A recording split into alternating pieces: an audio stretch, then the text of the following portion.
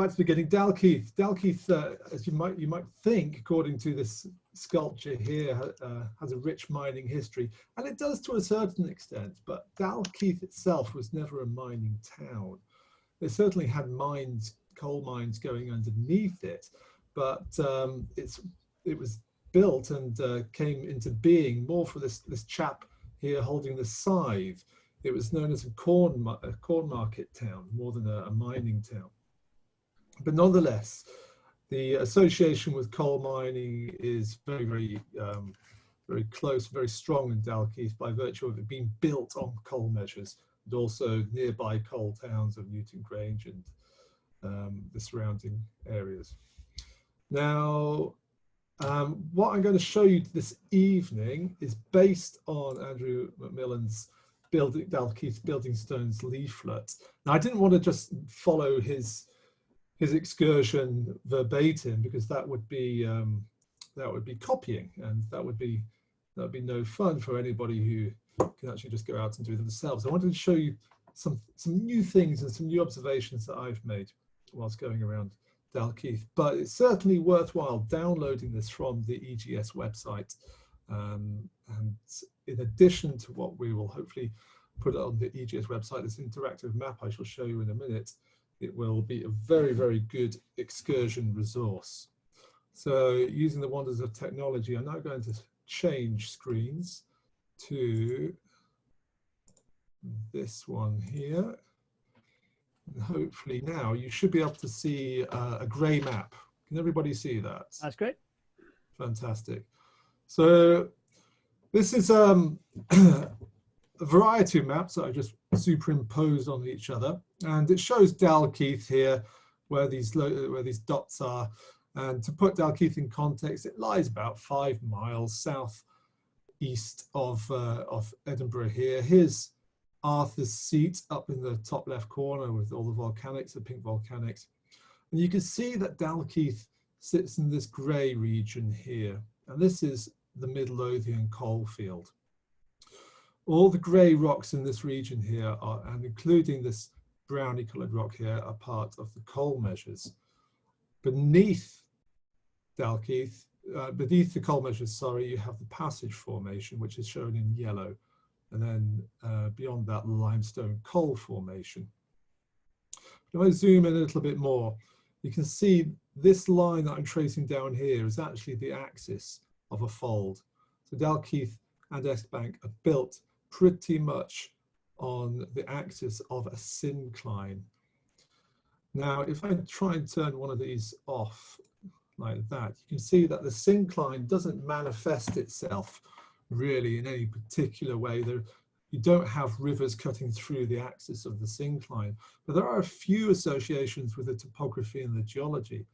One particularly, you can see the river North Esk here, weaving its way from down from Lasswade coming into Dalkeith here, and the river South Esk, and they join here in Dalkeith Country Park. But at this point here, in the middle of the coalfield region, the fold is folded at this point here, and the North Esk does a nice turn along there. As you can see, if we zoom in a wee bit more, a couple of other sharp turns in it.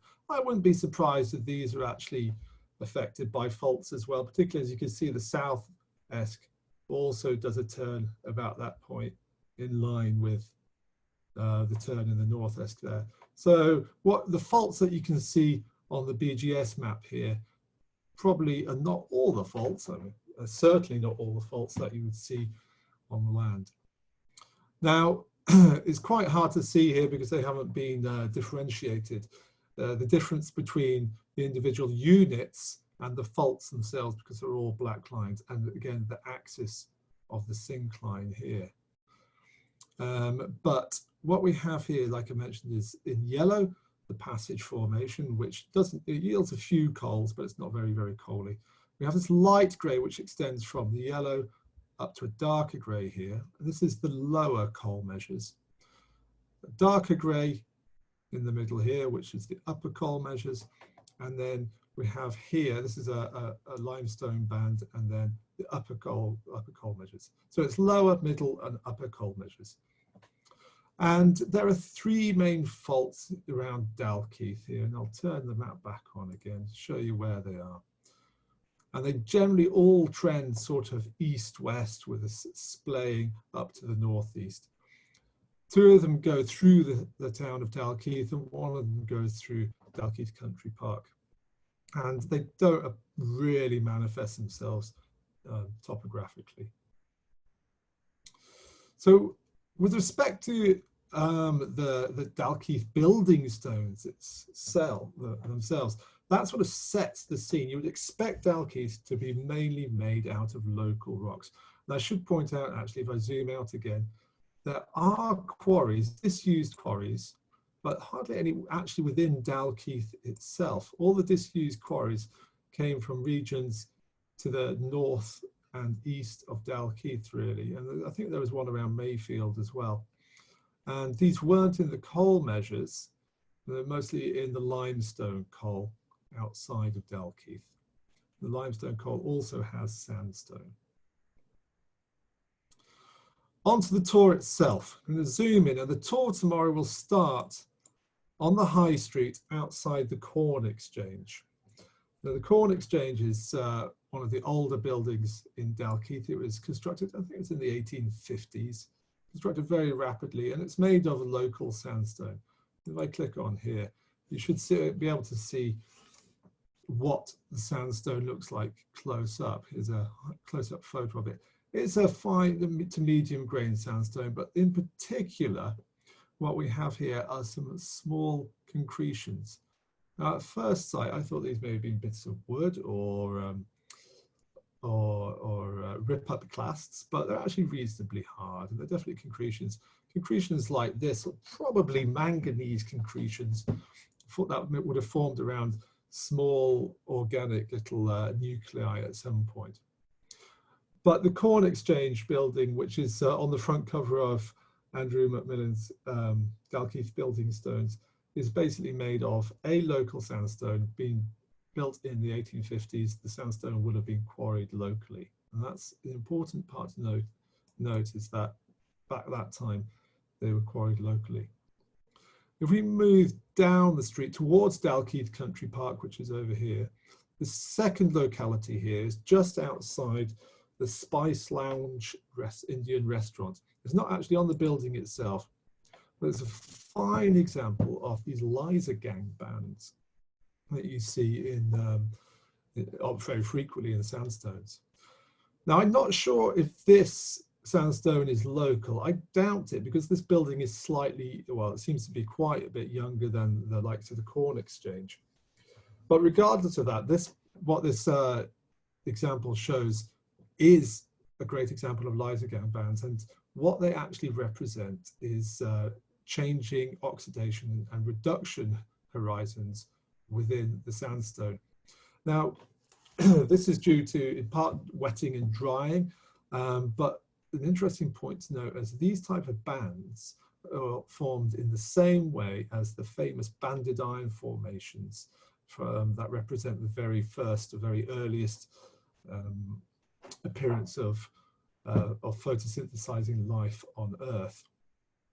So that's not what's happening here in this piece of sandstone. But the important point to remember is that the principle is exactly the same. Banded iron formations, and we see some of those on, which island is it? One with all the whiskey, Isla. There's banded iron formations on Isla, and you also get them very frequently in sandstones. Now on the tour tomorrow, we'll continue towards Dalkeith Country Park, and we'll visit St Mary's Church here. St Mary's Church is a beautiful church built in the grounds of Dalkeith Country Park. It's a 19th century church, and it's again made out of sandstone from the local area. But what's interesting about it is more the interesting thing about it is more the aspects of building stone conservation. So we're looking at the front of the church here, and we can see these columns on the front. tomorrow, round the side, there's another entrance, and you'll see the difference in the wearing, the erosion of the columns, depending on the orientation, the aspect of the front of the wall of the church itself. But also these columns here and around the top of the door have actually recently been replaced as part of the restoration of Dalkeith that occurred, the restoration of Dalkeith buildings in 2007. And it isn't local sandstone. This is very apparent when you look up at it close. It's a much coarser sandstone and also slightly lighter as well. Now, there is lots of good things to see around the church. We go around the other side of the church. We can see examples of the way the stones were laid and how the way you lay a stone very much influences how it will weather. This is a very, very good example of what you might be considered the wrong way to lay a stone. These two here, just below this lintel here, it's a light coloured sandstone. These lumps here could represent actually some bioturbation in the sandstone. But the important thing here is that these two blocks here, this one on the right and this one on the left here, have been laid with the bedding vertical rather than the bedding being parallel. When you lay a stone with the bedding vertical, it allows water to percolate through along the bedding planes and enhance erosion. Whereas if you place a stone with the bedding planes horizontally, it doesn't allow water to percolate through the bedding planes as much.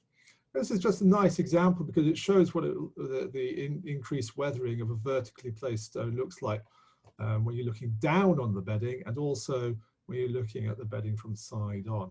So you've got two aspects in one view here.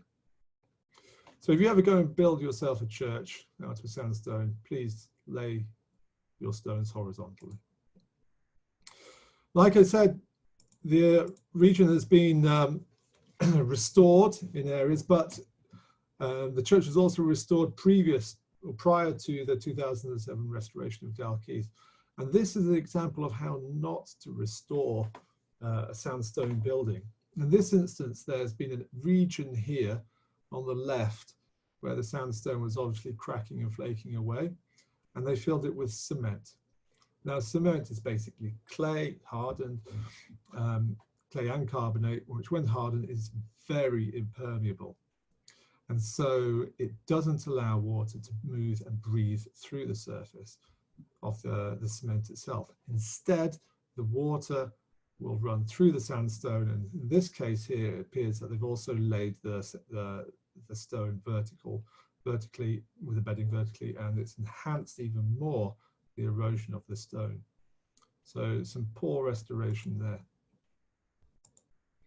This is seen again around the other side of the church here, where we have cement filling in the in between the stones.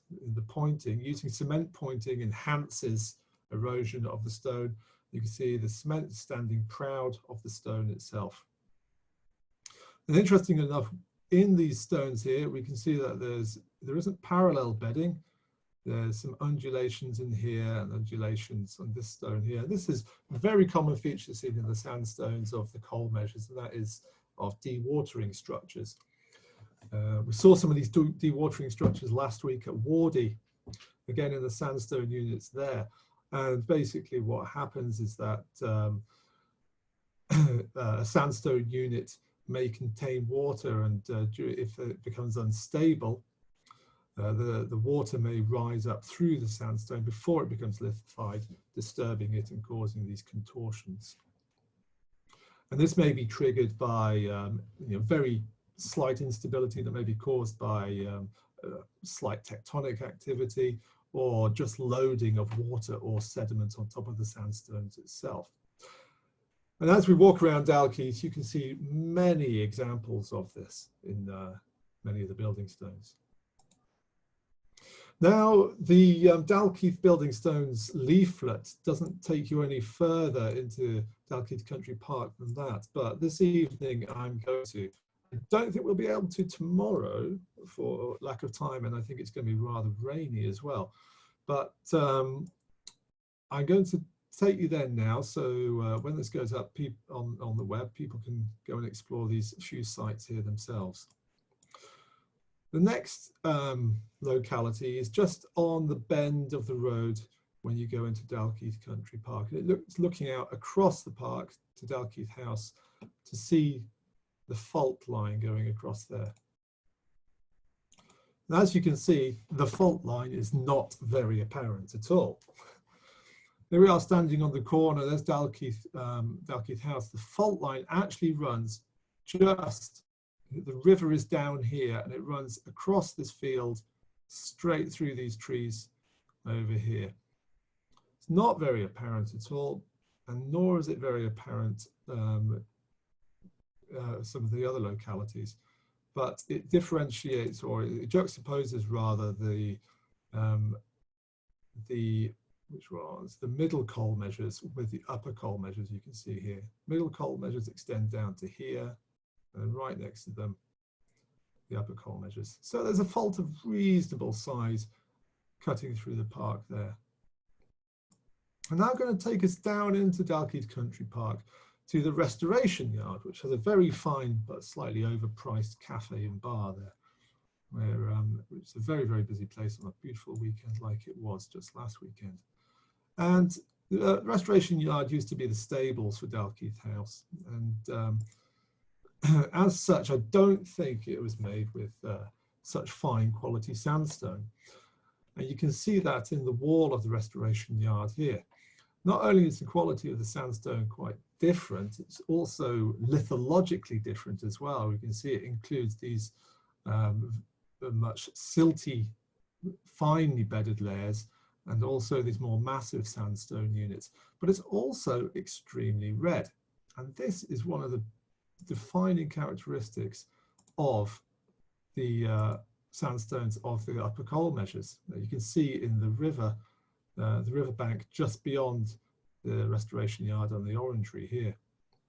Now, this exposure is really quite nice, I think, because it shows very clearly the difference between the upper coal measures and the middle coal measures that we'll see at the next slide.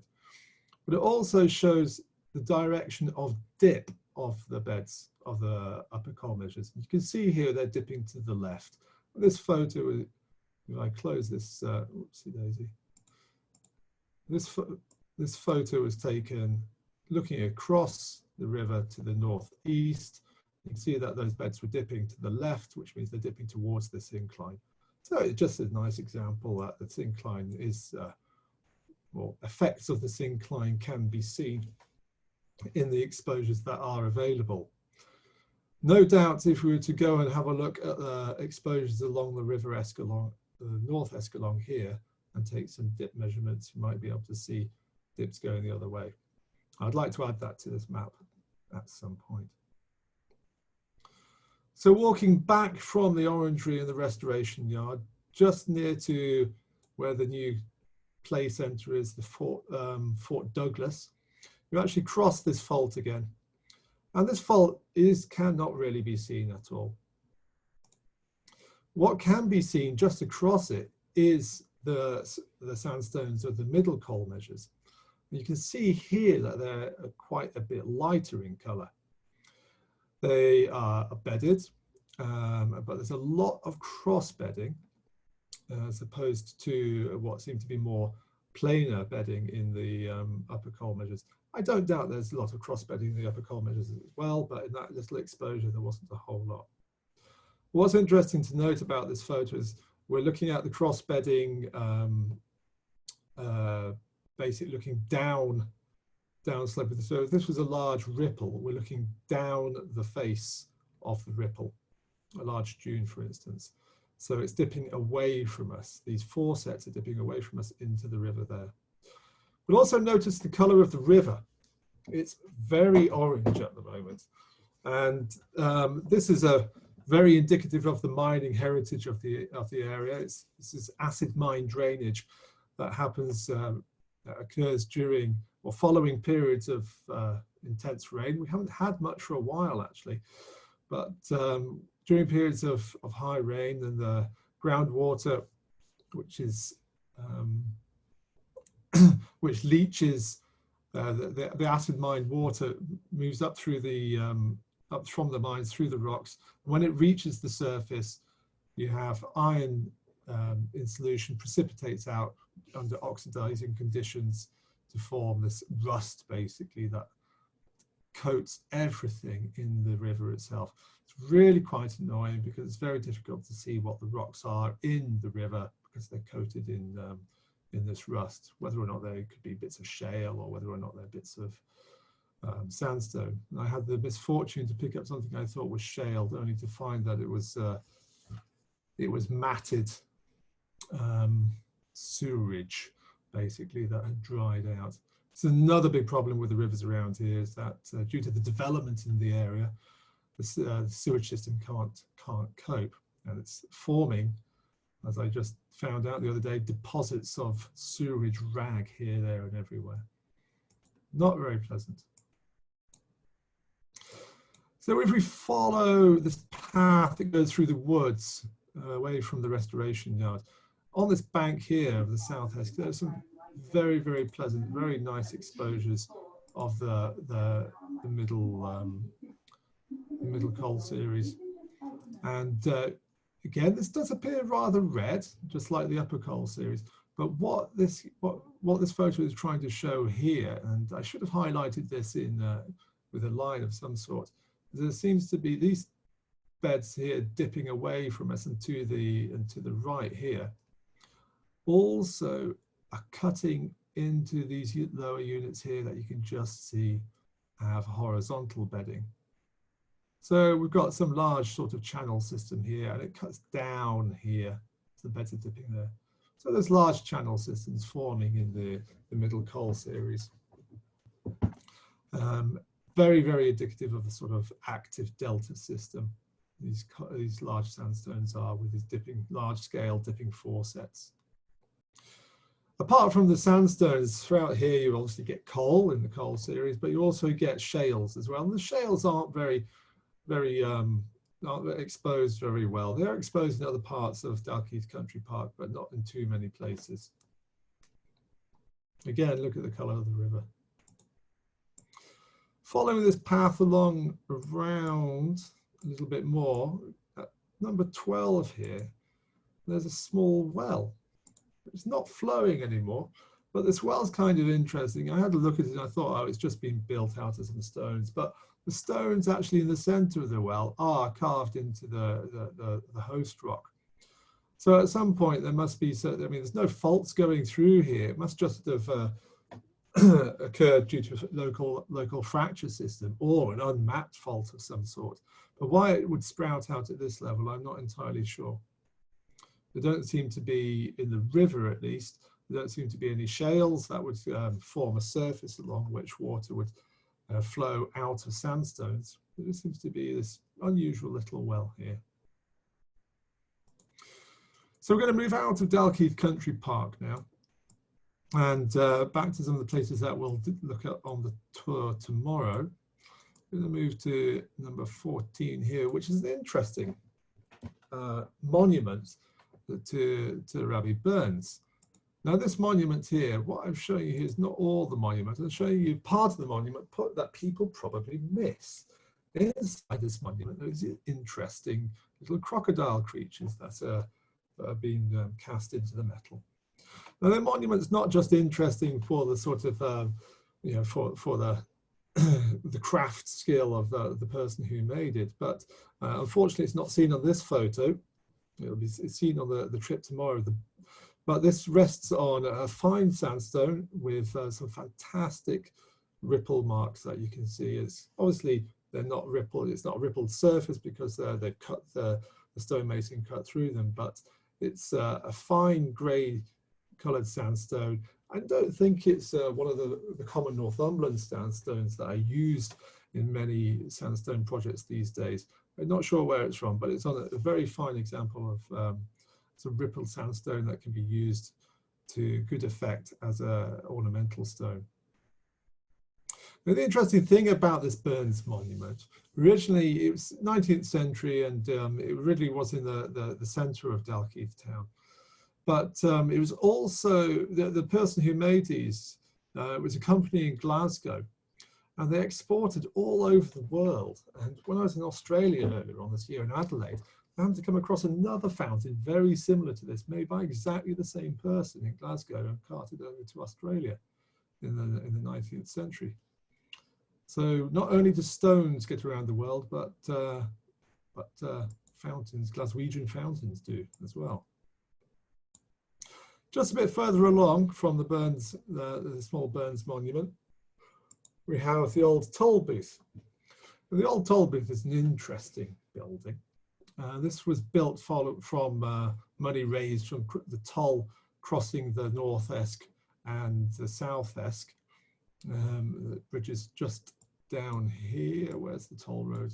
This here. There used to be a toll booth on the corner of the Edinburgh Road here and the old Edinburgh Road. And there would have been a toll booth going across the North Esk down here as well. And, but the toll booth is interesting for historical reasons as well as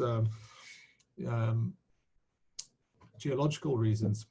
Let's first talk about the geology. Now, it's built of a good quality local sandstone, but here you can see extensive restoration that was done during the Dalkeith restoration project in 2007. And the difference in the sandstone here, it's not easy to match the local sandstone. It's a lot lighter, but it's not so much the color of the sandstone that marks it out as being not local. It's the lack of the sedimentary structures that we see around the Dalkeith sandstone. It's the lack of the strong bedding or the contorted dewatering structures. That's what makes it different. I think this came from Northumberland, the sandstone. I'm not entirely sure. It would be good if Andrew was online so he could tell us. I think he might know. But historically, you can just see in the foreground this structure here on the floor, which is the site of the last hanging, the last public hanging in Dalkeith in, I think it was 1820 something, or maybe 1824, 1827. Despite the sort of gruesome history associated with this structure, it's actually made out of some interesting, an interesting combination of granites and local dolerites as well. So we'll have a look at the different rocks that are used in there tomorrow. I do have a decent photo of it as well, which will be put on the final version of this interactive web map. Just across the road from the toll booth is St. Nicholas of Buckley Church. Now, this is probably one of the oldest buildings in Dalkeith. You can see here on the northeast end of it is the old nave, and the 19th century church is built onto the end here. There are many interesting structures in the sandstone around here, but most interesting of all, I thought actually, because the rest of the sandstone is normal, dewatering structures, are the stonemasons marks that are actually made in here. Now there are only a couple of stonemasons marks around the church, there's this one, but in addition to the stonemasons marks, there's some interesting graffiti carved under one of the old windows. I don't have a photo of it here, but the graffiti is carved, has the initials AM carved into it. Now, I only know one AM around here, a certain Angus Miller, so unless he was around there as a kid. Sort of Andrew McMillan as well, surely. Oh, Andrew, no, well, you were my first suspect, Angus. But Andrew McMillan or Angus Miller. I don't know, it's extremely old graffiti, so I think we can let them off the hook. Moving along the high street into Dalkeith, many of the shops are made of the local sandstone, and there's little variation, but there's a few places that use more ornamental stones, such as this shop here at this point. This is a lavakite, just as we were talking about earlier on, that's found up in Inverness. It's a very, very popular ornamental building stone made. It's basically a syenite, a type of monzonite. These large feldspar crystals exhibiting labradescence. And I believe this type of feldspar is actually called labradorite. But it's no quartz in this whatsoever. It's made of feldspars and other dark minerals, and including olivine as well. I'm no igneous petrologist. I won't try and describe how this is made. But there are a few buildings in Dalkeith made of this, and they typically, what is interesting about them is that it's typically on modern facings of buildings. And the comment made of Inverness, the old Inverness building having Victorian facing made of this, made me, was interesting, I found, because I didn't realize it was used that far back. I've only seen it more on modern buildings. Now, we'll move along further down the High Street into Jarnac Court, which is basically the town centre of Dalkeith. And it's interesting here because one of the major faults goes straight through farm food, straight through Jarnac Court there. But besides the fact that there's structure going through there, which may have affected the stability of the buildings there, they do look awfully crumbly. But I think that might actually be more to do with the concrete it's made of.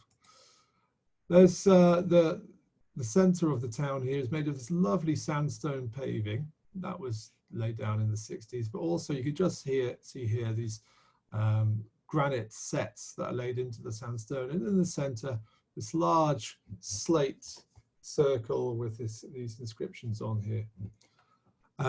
Again, I don't know where the slate is from, but looking at it, I wouldn't be surprised if this is actually a large piece of Welsh slate. Don't think it's Ballyhoolish slate or from the Slate Islands because it lacks large pyrite crystals. And it's not slate from the Lake District, as we'll see some of that at the next locality here, just around the corner, also in what's called Jarnac Court. This locality, there's this set into the actual just concrete paving slabs. There's this unusual, I suppose you could describe it as a river. And the next photo shows it very nicely, but it's a slight sort of ornamental feature in the ground made of Honister slate, or it might not be Honister, but it's certainly one of the Lake District slates. And there are some fantastic features that you can see in this fine-grained, tough volcanic ash, such as you can see here these faint flame structures of the finer-grained muddy units where the more dense sand has moved down, slumped down in, and caused these load casts and these flame structures to form in the and it's another form of soft sediment deformation. But in addition to these such structures, such load cast and flame structures, you can see good examples of graded bedding. You can see some large rip-up clasts that have formed during currents. You can see rippling, and you can also see some on-echelon tension gashes, which obviously will have formed sometime quite a bit after the rock was lithified. But it's interesting to see that we've got slates coming from different parts of the world. And of course, the roofing slates of Dalkeith will come from various parts of the world as well. Most modern roofing slates come from Spain, but I think a lot of these came from Wales and from the Slate Islands. So you can move from Jarnac Court. There's a little tunnel here and outside the library. And this photo shows you this ornamental feature made out of Honister slate. It's looking a bit sorry for itself nowadays. It's in a rather not a very attractive part of town. But despite its misgivings and its appearance, and it needs some tender loving care to be filled in here and there and everywhere, there are some very fine sedimentary structures that you can see in there without going all the way to the Lake District. Also in the area of the library, there's ornamental granites, granite sets, and also some sort of stone mosaics of animals, which are made out of lots and lots of different types of pebble, lots of different sandstones that have been polished, quartz pebbles. I think there was some granitic pebbles in there, and also some basic igneous rock pebbles as well, to give a variety of colours and shapes and forms. So we're going to move back from the library now to the old town hall chambers. And in the town hall chambers, again, it's made of local sandstone, but it's interesting for two reasons. One reason is that there's a nice granite fountain, a nice pink granite fountain set into the wall of the building. And I would imagine that this granite is one of the Aberdeen granites, possibly from Peterhead, which is a pink granite. But in addition to the granite being there, there's a fantastic example of what could be described as the correct way to lay your stone, with the bedding parallel to the ground, but also the correct way of laying it, but it's the wrong way up. So it's a good example of using cross bedding as a way up structure. So this stone rather, has been laid upside down, because you can see the foresets here are concave up. So there's a foreset here, foreset coming down here, here. Here's a larger scale foreset coming across there. Now, if these were concave or convex down, then this would be the right way up. The lee slope of the ripple forms the foresets.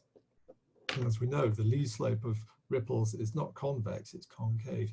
So it's just a fine example of a way up structure, effectively. Something that we're all taught at university.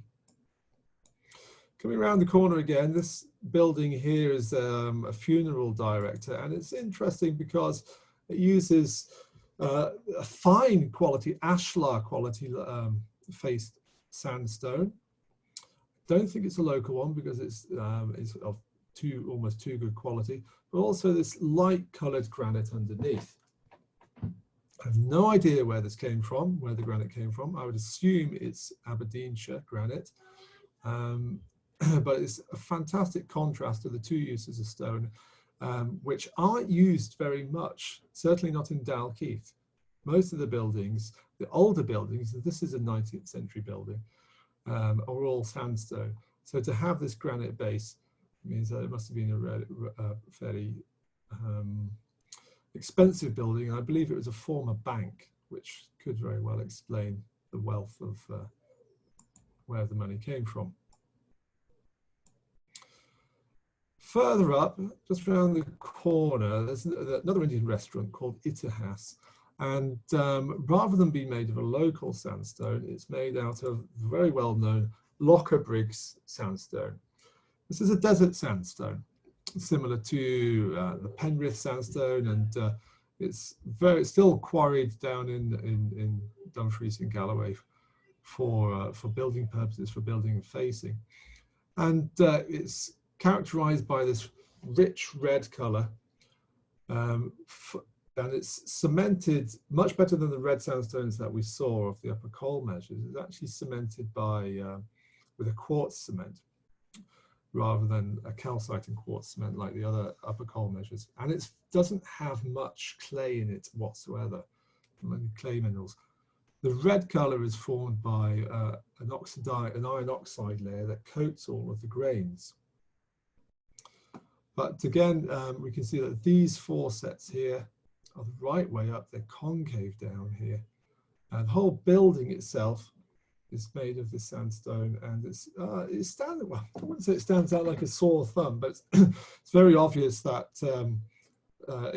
great expense has gone to build this building out of a different type of rock to the local sandstone. Now across from Itihas is Domino's Pizza. Now, Domino's Pizza is not my favorite place in the world, but it does have a very good example of a stone that has come probably from very far away. It's a metapelite.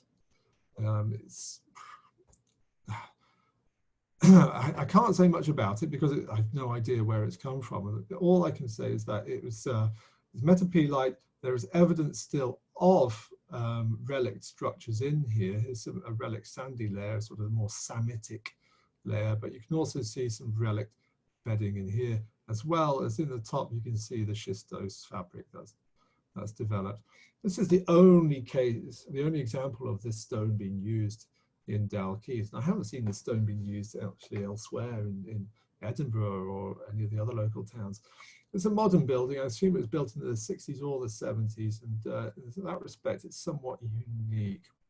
I would imagine this would be imported from somewhere like China.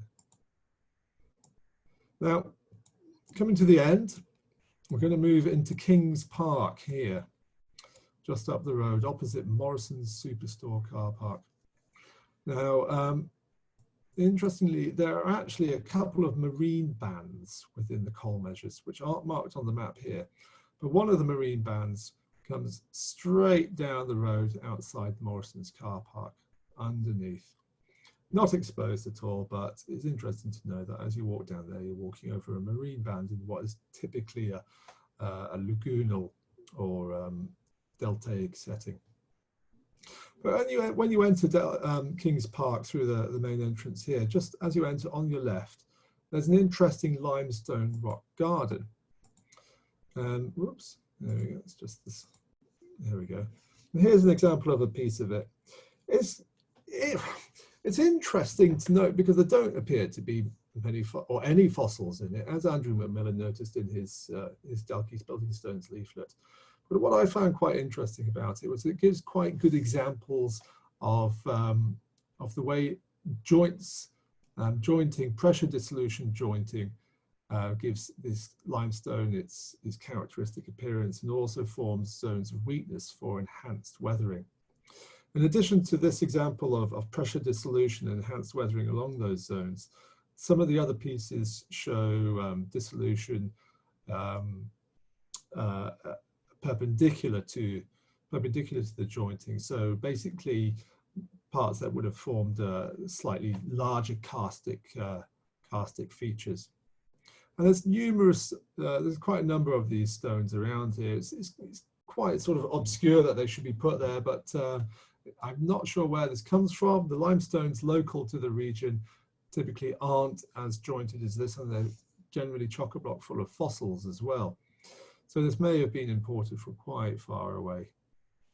There are regions that are previously known for the ornamental limestone, like this parts of Yorkshire, for instance. It's now extremely illegal for people to go out and take bits of limestone pavement for their gardens, and rightly so. Now, in King's Park, there's also at this location here, 26, a war memorial, which is built out of, I believe it's Northumbrian sandstone. But also inset with the sandstone are the faces that all the fatalities from the walls are engraved on this pink granite here, which again is very, very similar to the granite of the fountain in the side of the town chambers. And so I assume, again, that it is a Peterhead Aberdeenshire granite. There are a couple of other quarries around Aberdeen that yield its pink granite as well. The main granite of Aberdeen is typically grey, as I'm sure many of you know. I'm sure everybody knows. Now, King's Park's an interesting place for a couple of features that you probably can't see very clearly in this photograph here. If I manage to get it, there we go here. So this is King's Park looking towards the southeast here. It was the wrong time of day for me to take this photo to see these structures. And this isn't geology that I'm going to talk about here. It's actually archaeology. I don't know if you can see here, it's much more clear and evident when you're in the park itself, but there's a little ridge coming across here, probably a bit clearer in the background there, another ridge there, a ridge behind, and a ridge behind. And I think this represents an old field system. And we see there's a good example of an old field system on the side of Arthur's Seat as well. I haven't seen many field systems around Scotland. It seems to be more prolific down in England, but I think this has to be that. Can't see what else it could be, and I can't find any records of this archaeological records of field systems around Dalkeith. So I could be wrong, and I'm willing to be proven wrong if that is the case. But for all of those who will come along tomorrow and anybody else who goes along to see it, then I'd love to hear from your opinions on this. Now, a final stop is really just a bit of fun, actually. It's on Park Road here, basically also known as Millionaires Row in Dalkeith. Some extremely large houses, but the walls of these houses are made of typical local sandstone. But there's one, number 22, has this interesting structure in it here. This chap. Now, they've obviously taken this skull and crossbones from one of the local cemeteries, and in the churchyard of St. Nicholas of Buckley, there's a fantastic example of a typical skeleton and skull and crossbones that is very typical of graves around Scotland. I wouldn't be surprised if it actually came from there. There's another church closer, but it's a lot more modern. But somebody obviously found this, and when they were doing repair to their stone wall, I should add, using lime mortar here, which is very good, rather than cement, they included this little guy here. So it's not a sedimentary structure, it's an anthropogenic structure, but I think it's a nice way to end the tour of building stones of Dalkeith. So I'm going to end it there now and hand over to